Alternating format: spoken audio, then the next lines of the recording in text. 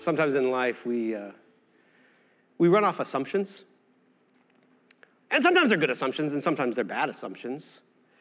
And I suppose sometimes that's how you have to do it. It expedites decisions and stuff to assume things, but it also can get us in trouble sometimes. And so we're going through this series talking about turntables. And what I like about Jesus, what I love about Jesus, is that he's always willing to challenge our assumptions. He's always willing to challenge the things that we think we are holding near and dear. Sometimes our assumption is like, man, the best thing in life is to be served. And Jesus will say, well, maybe not. Maybe the best thing in life is to serve others. We say, oh, what do I need to do like with my wealth? I need to build bigger barns, and I gotta save it up and have time to eat and drink and be merry. And she's like, well, maybe not. Maybe there's people that you can serve. We have this assumption that sometimes in religious circles that we got to kind of keep the riffraff away. They might come into our holiness and affect us in some way, and so we gotta keep a distance. And Jesus is like, well, maybe not. Jesus likes to turn the tables. Because our assumptions sometimes can get us in trouble. We certainly can't leave our assumptions where they're at. He sometimes challenges us. Okay, why do you think this? Why do you believe this? So earlier this week, I got a text from my wife, and it was a picture of a piece of paper on her steering wheel. And it says this, I'll read it to you, and you can determine your own response as well. But it says, snake, 2M, under car, in a rain, I'm gonna guess around engine. What do you do with that? As a husband, what do I do with that? I'm sitting at home, I'm like, what are we talking about? I assume 2 meters, 2 male snakes, I don't know, 2 meters. Instead, I looked it up. That's what I do in my time. I looked it up. It's like 6 feet, a 6-foot snake. And maybe my assumption was this. Okay, maybe this is a hoax. Do I want to go on that assumption? I'm like talking about maybe this thing is real. Because a hoax, it seems like in the middle of New Hampshire, in the middle of winter, surely not a 6-foot snake would be wrapped around the engine of her van, and yet, I don't know. So I just kind of walk around the car. Like, do you want to look under the hood? She said, no, I don't want to look under the hood. I'm like, okay, see if you can bring it home. And so she brought it home, brought the van home. And I and my son, we get dressed. Because my assumption might have been it's a hoax, but I ain't gonna just live on that assumption. And so I walk outside, dressed nicely, in my red shorts and my cowboy boots. And as I'm walking out the door, I see a ski pole. And I'm like, yes, if there's anything that can defeat a 2-meter snake, perhaps it's a ski pole. Nothing says New Hampshire more than that, does it? My son remembers that he has a Red Ryder BB gun in the pantry. He's like, yes. So him and his swimsuits, he goes out. We look at the hood of our car. And here's what I realize about assumptions is sometimes our assumptions, good or bad, sometimes it's important to look under the hood. Sometimes it's important to see if there's any snakes there. You're dying, aren't you? Ready with ski pole and BB gun in hand, we opened it, and lo and behold, there's no snake. But it made me think about the things that we believe, the beliefs that we hold on to.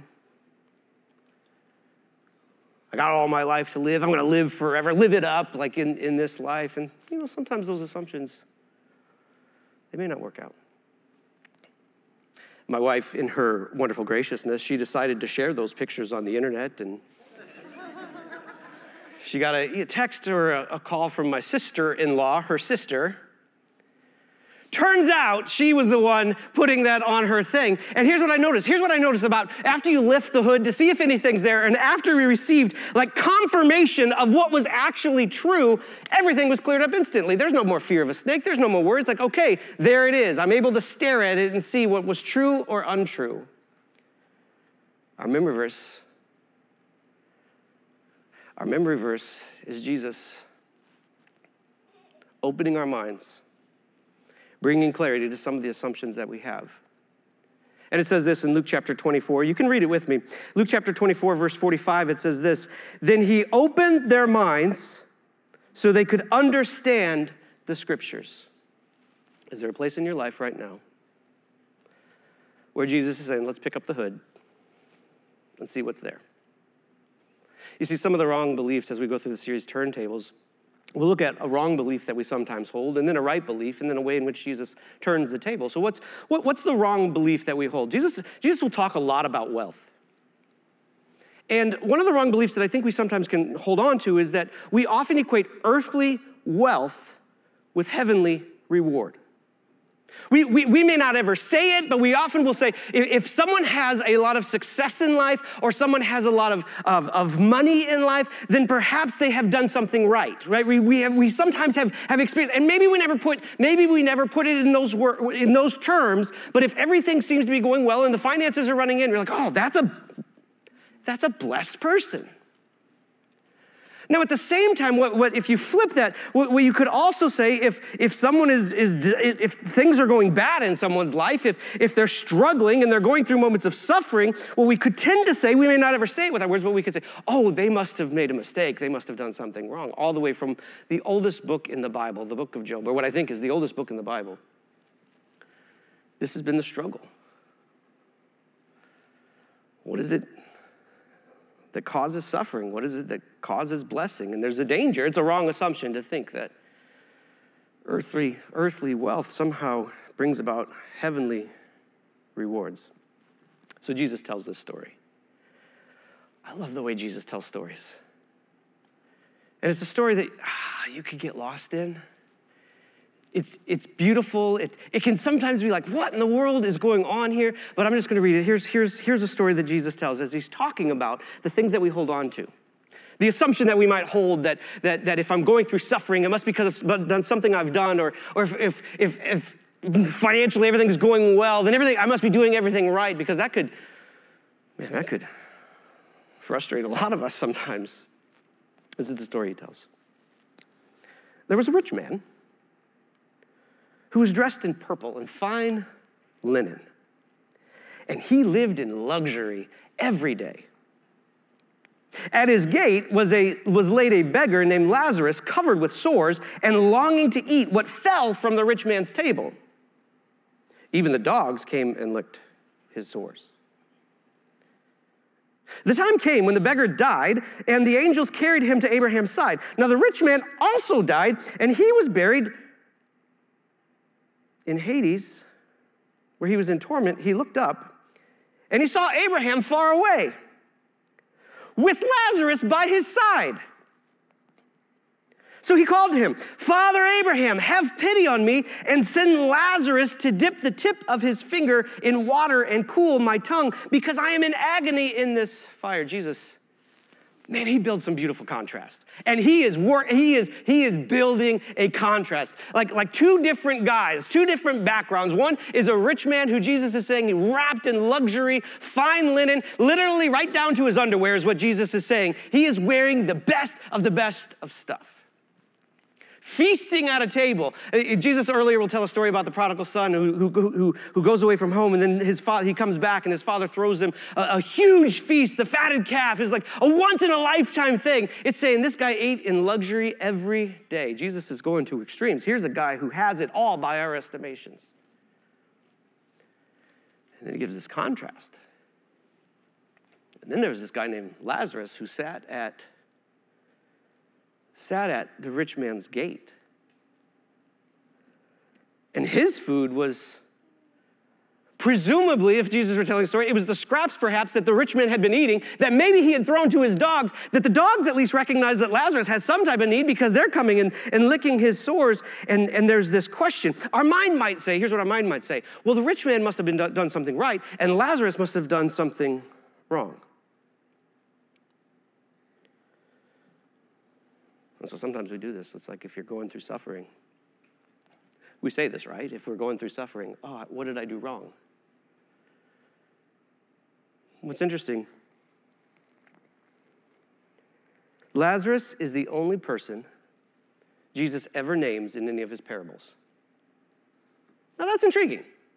I was intrigued by that. Lazarus is the only person that Jesus ever names in any of his parables. Jesus told a lot of stories. He told a lot of stories, and Lazarus is the only one who gets a name. What is more interesting is Lazarus' name means he who God helps.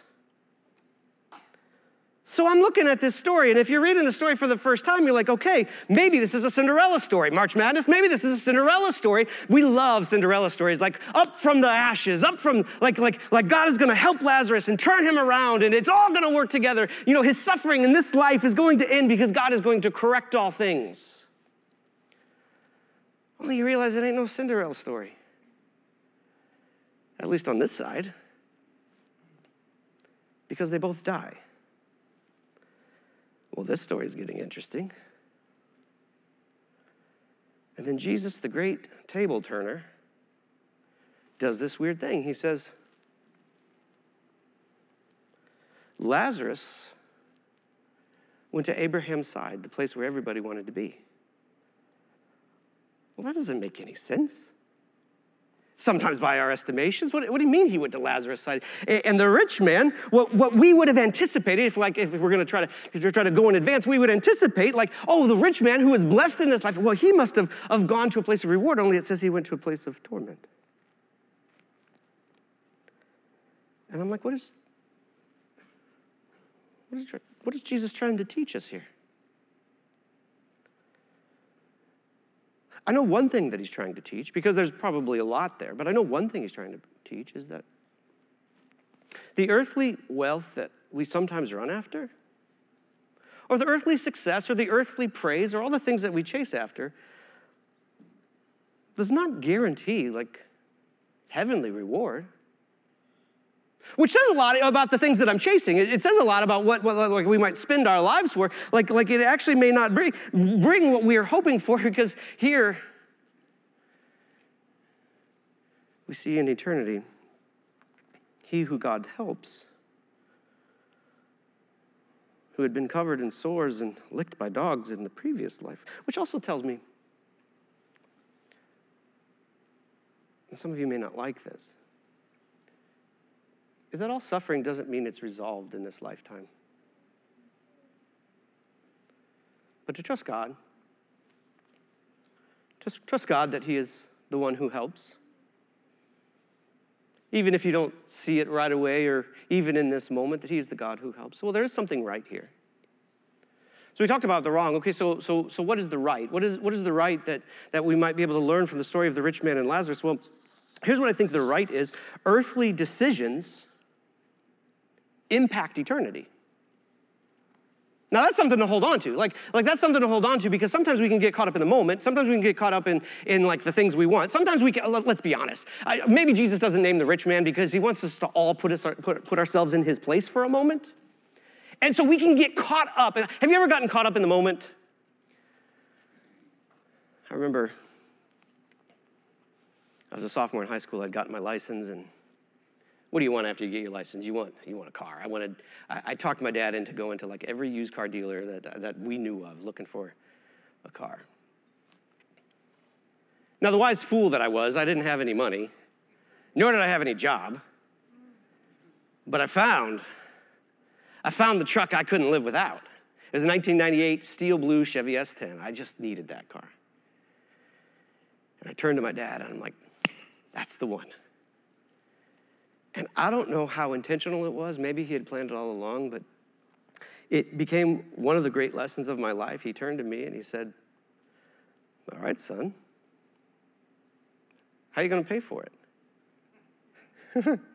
Well, I hadn't thought about that. I never considered that. I just knew that this is what I wanted in the moment. This is what was worth chasing at the moment. Who cares about the future? I just want what I want at the moment. And so I thought about that in terms of the rich man's life, and I thought about that in terms of my life, and I thought about it in terms of people's lives. Like it is easy to get caught up in the moment, and maybe you're caught up in something right now.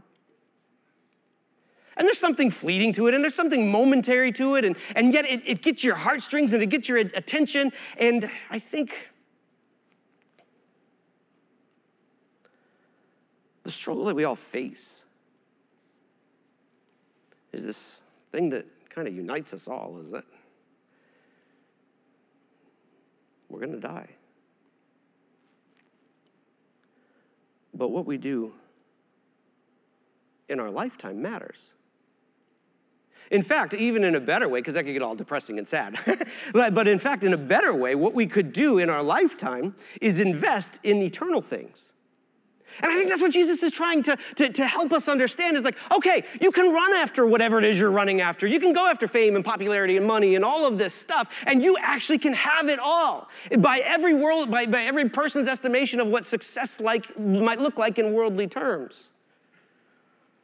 But man, that's short-sighted. Because the decisions that you make today, the decisions that we make today, they can affect eternity in a beautiful way.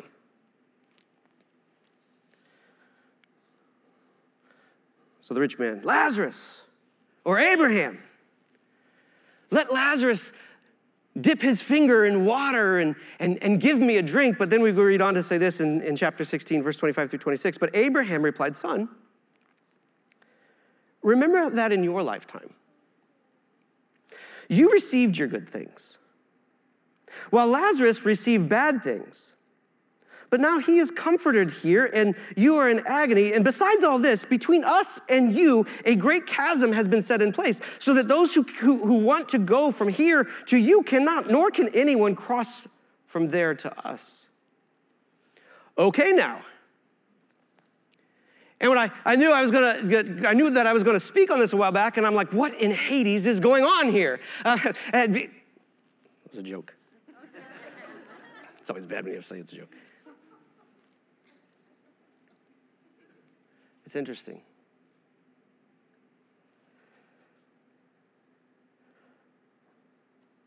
Abraham's like, rich man in your lifetime. And that really stood out to me. In your lifetime. And I thought about my lifetime. And I thought about your lifetime. And I thought about like what a gift and what an opportunity our lifetimes are. And I think the mystery of our lifetimes is we don't actually know how long they are. And it's very easy for me to get caught up in me. And it's very easy for me to get caught up in the momentary. And so easy to get caught up in the fleeting. And I think what Jesus wants us to understand, or perhaps another lesson from the story of Lazarus and the rich man, is to choose wisely. To live life wisely. And wisdom and experience would say that living wisely has a lot less to do with me and more about who God is in other people. And so choosing wisely, I think, means choosing people over possessions. I mean, you can test it. You probably have tested it. I've tested it. We've probably tested it. Of moments when we choose possessions over people, man, that just wreaks havoc on all kinds of relationships. But instead, choosing people over possessions. Choosing wisely means choosing compassion over comfort. I mean, Jesus is making sure that we understand that the rich man was certainly a man of comfort. And what's interesting is at his gate was a man named Lazarus who his dogs were licking. And I don't know, maybe he was uncomfortable. Maybe he was uncomfortable to like cross his lawn and go to the gate and have this conversation with Lazarus. Maybe it was uncomfortable for his friends to see it. And I thought about what it takes to cross our lawns. Like, what does it take to cross your lawn to like someone that you might know or someone that might be in need? What does it take to cross the high school cafeteria? Like, what does it take to cross it and say, okay, I'm going to step out of my comfort zone and I'm going to be willing to cross the. What is it going to take to like? What would it take to break our comfort and cross our desk or cross our cubicles? To say, I'm going to choose compassion over comfort. Choosing wisely means saying, no, I'm going to make an investment rather than ignore. You know, I find it amazing, interesting. Jesus is brilliant as a storyteller.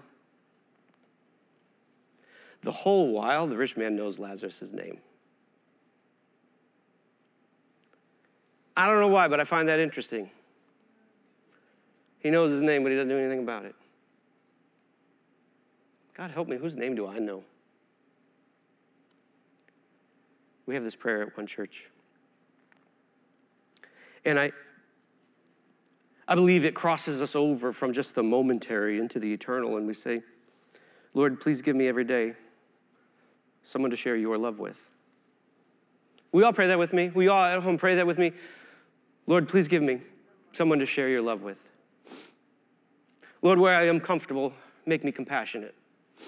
Lord, where I am ignoring, show me how you want me to invest. Lord, where I am caught up and consumed in possessions, Lord, help me to see people. Because I want to invest in eternal things. And so the rich man is like, you send Lazarus and send him down. And what Abraham says is, you don't understand. There is a chasm between you.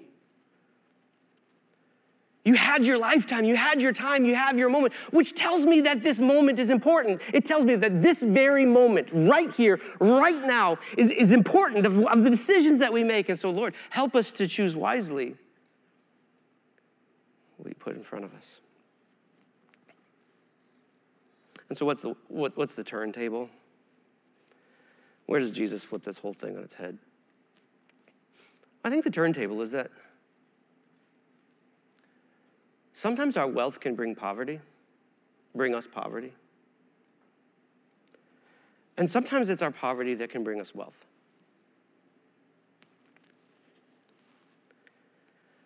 My first vehicle, technically my second, my first vehicle that ran was a 1985 cherry red Chevy S10.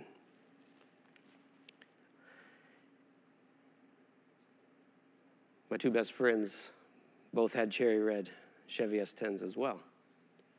We had CBs. One of my friends was Prairie Dog. My other friend was Roadkill. And you're looking at Mud Puppy. I loved everything about that truck for every reason. But it had a flaw. The gas gauge didn't work. Now, the problem with the gas gauge not working in your vehicle is you never know your need. You never know what's in the tank. And so you're kind of going about life, and I'm a wise fool, like I'm a 16, 17-year-old kid. You never know what's there, and so you're like, oh man, I hope this is enough. I hope this can get me there. And I realize that this is sometimes how we live our lives. Well, I hope I do enough good in this world, or I hope I can do better than the next guy, or we do all of this thing of, we actually don't know what in the world's in the tank. And sometimes wealth and riches and what we might perceive as blessing can actually keep us from looking under the hood of life. It can help us from seeing what is or is not in our tank, which can ultimately lead to our poverty. But poverty, you know what's in the tank. Nothing.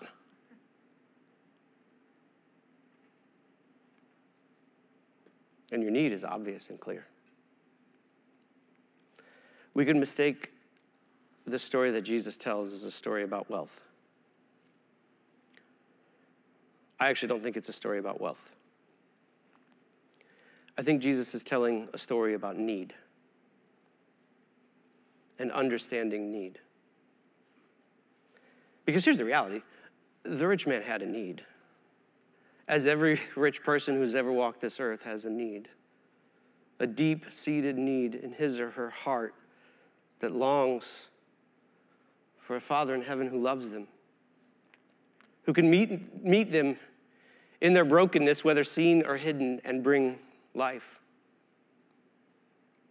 And the poor man knows his poverty. And the problem with need, or the struggle with need, is the heart. Verse 27, he answered, I beg you, Father, send Lazarus to my family, for I have 5 brothers. They need to know their need. Maybe they don't understand their need. Maybe they don't know their need. So send Lazarus, such an interesting story. Send Lazarus to my 5 brothers. Let him warn them so that they will not also come to this place of torment. Let them know that their lifetime matters. Do something. Abraham replied, they have Moses and the prophets. Let them listen to them. No, Father Abraham, he said, but if someone from the dead goes to them, they will repent. He said to him, if they do not listen to Moses and the prophets, they will not be convinced, even if someone rises from the dead. Why? It's because sometimes our heart can get hard to our need.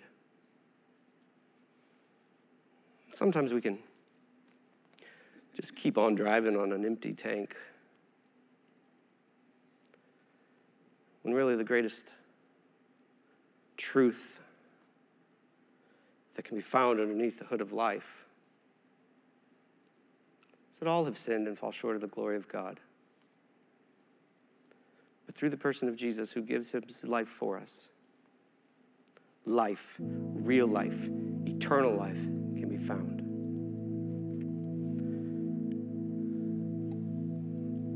There's this verse in Corinthians that says something beautiful. It makes me think of communion, which you're about to participate in now. Paul says something like this: Jesus, though he was wealthy, became poor, so that in his poverty we could find wealth. The God of creation, who had all that he ever needed, wrapped himself in human flesh, emptied himself of the richness of heaven, gave his life for you and for me, so that he could meet me in what is truly my need and what is truly your need if we were really to open the hood and see the snakes underneath. And he says, this is my body given for you. Be rich. This is my blood given for you. May your hope be anchored in nothing else than the Son of God. We take and we eat. To the King. Most holy God of creation, Lord, I pray what could be a difficult prayer. Show us our poverty. Help me to know my need.